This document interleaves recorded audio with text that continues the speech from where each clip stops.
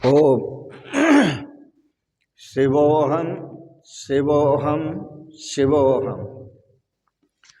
ओम सच्चिदानंद रूपाय विश्वोत्पत्त्यादि Hathaway तापत्रय विनाशाय श्रीकृष्णाय वयं नमः। श्रीकृष्णाय वयं नमः। अज्ञानतिमिरान्धस्य ज्ञानाञ्जनशलाकया चक्षुरुन्मीलितं येन तस्मै श्रीगुरुवे नमः। तस्मै श्रीगुरवे नमः। अखण्डानन्दबोधाय शिष्यसन्तापहारिणे सच्चिदानन्दरूपाय तस्मै श्रीगुरवे नमः। तस्मै श्रीगुरवे नमः। पूर्व प्रसंग में श्रीमद् भागवत की सुंदर कथा का श्रवण कर रहे थे।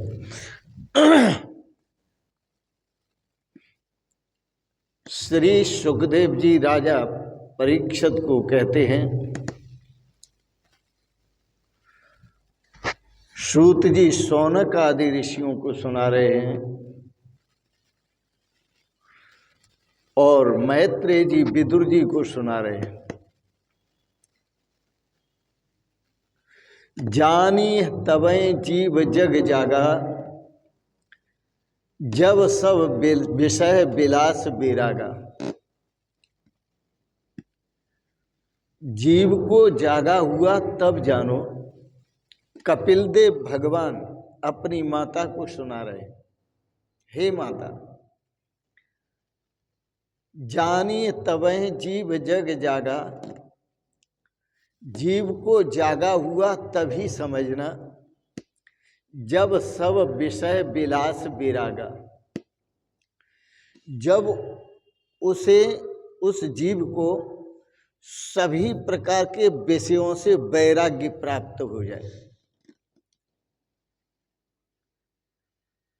बिना वैराग्य के न तो भक्ति टिकती है, बिना वैराग्य के न ज्ञान टिकता है, न सदाचार टिकता है, न सद्भाव टिकता है, न सद्भावना बनती है। तो जब सब विषय विलास विरागा, जब सभी विषयों में वैराग्य प्राप्त हो, जानिए तब जीव जग जागा। हे माँ, तभी समझना कि यह जीव जागा हुआ है। कपिल भगवान कहते हैं, इस संसार में माता यह जीव अनादिकाल से भटकता आया है।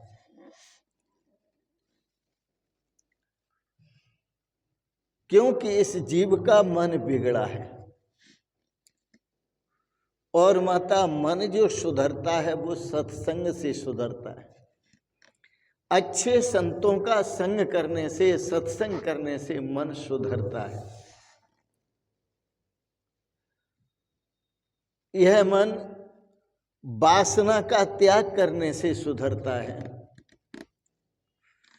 विवेकी महापुरुषों का संग करने से सुधरता है।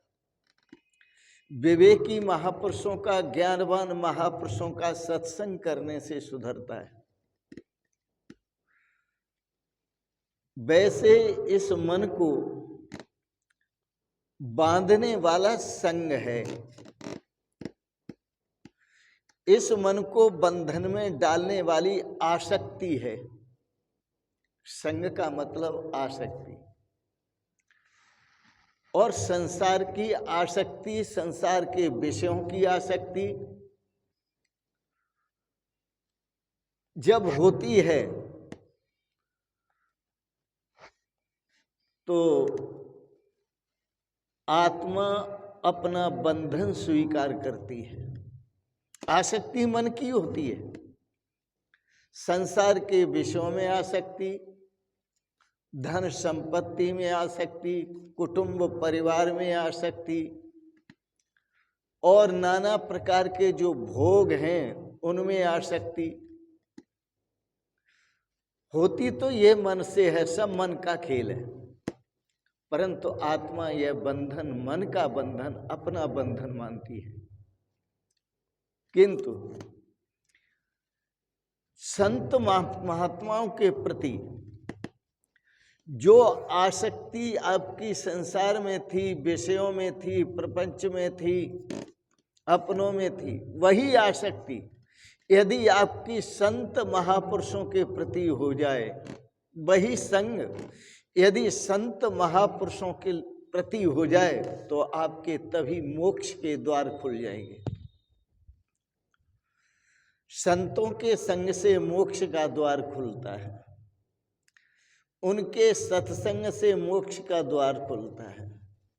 उन संत महापुरुषों में आसक्ति होने से मोक्ष का द्वार खुलता है। इसलिए हे माता, सत्संग करो, और जब सत्संग करोगी तभी जीवन मुक्त होगी, तभी जीवन का श्रेय आपको प्राप्त होगा। देवहूति माता को कपिल भगवान ने आज्ञा दी सत्संग की, सत्संग की आज्ञा देते। माता संत महापुरुषों के दर्शनार्थ दृष्टि घुमाती हैं और दृष्टि घुमाते हुए कहती हैं, प्रभु इस संसार में मुझे तो कोई संत दिखाई ही नहीं देता, कहीं संत दिखाई नहीं पड़ते। कपिल भगवान ने कहा, सामने देखो, इस रास्ते से कितने संत गुजर रहे हैं।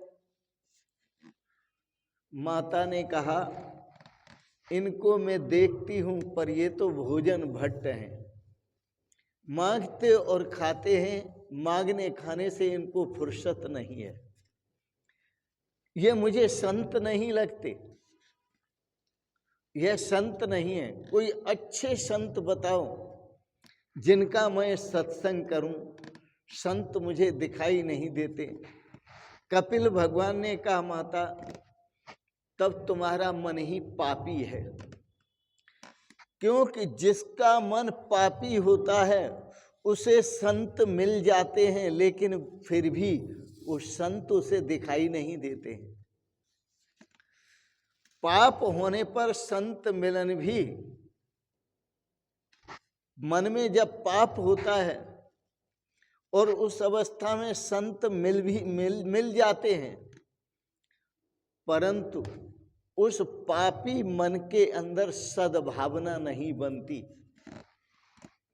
सत्संग करने की भावना नहीं बनती, सद्भावना नहीं बनती।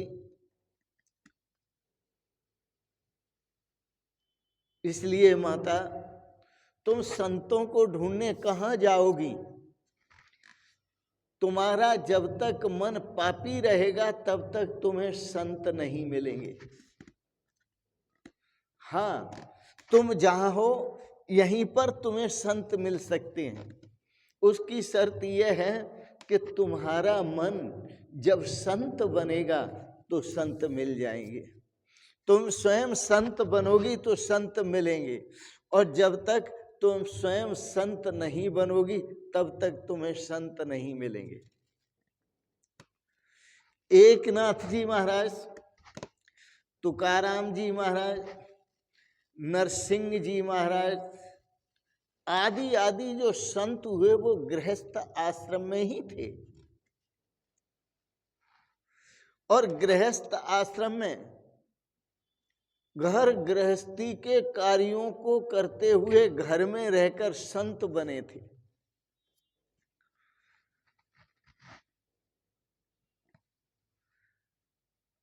संतों के लक्षण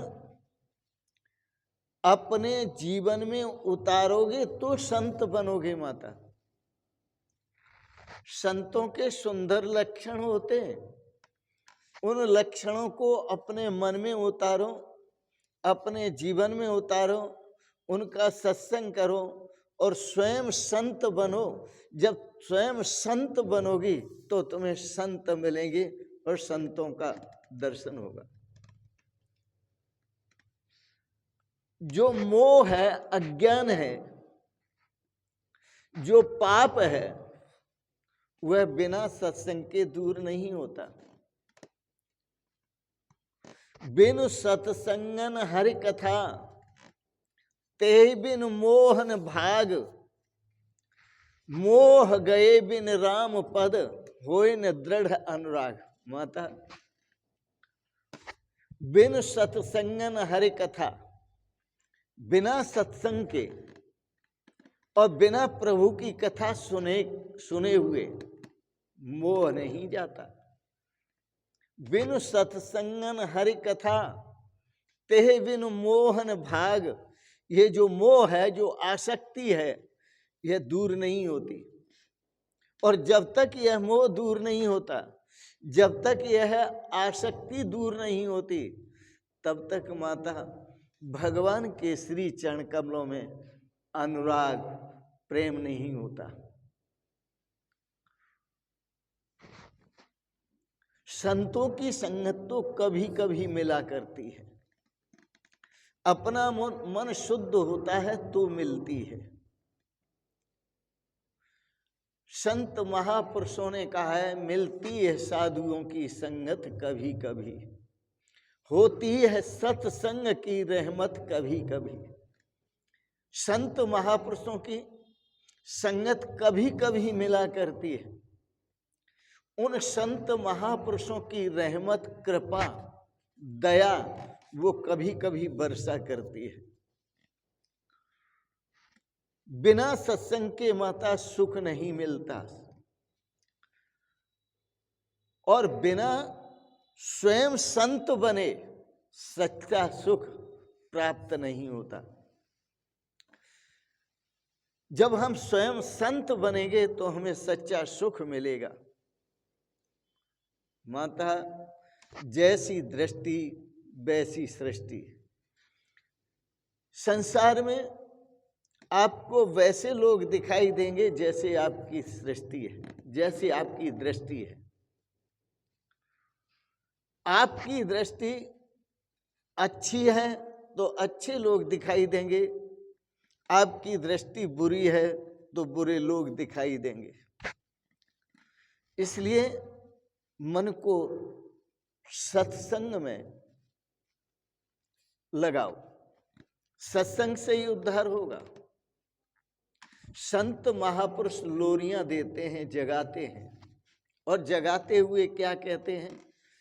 जागो सज्जन वृंद हमारे, जागो सज्जन वृंद हमारे, मोहनिशा के शोभन हारे, मोहनिशा के शोभन हारे। संत महापुरुष लोरी दे के जगाते हैं कि जागो। आप सोच रहे होंगे हम तो जाग गए हैं, स्नान आदि करके बैठे हुए हैं, लेकिन ये जागना नहीं है, मोह रूपी रात्रि से जागना है। ये तो आप सोने वाली रात्रि से जगे हैं, अब मोह रूपी रात्रि से जागना है।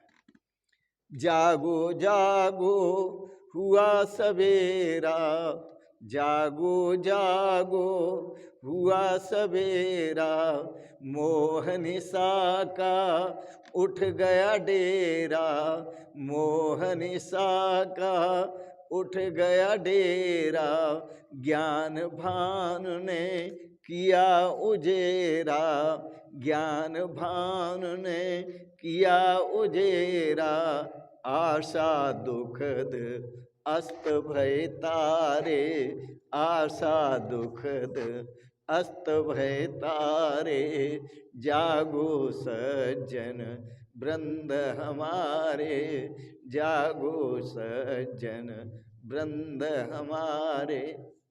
संत महापुरुष आपको जगाते, जागो जागो हुआ सवेरा।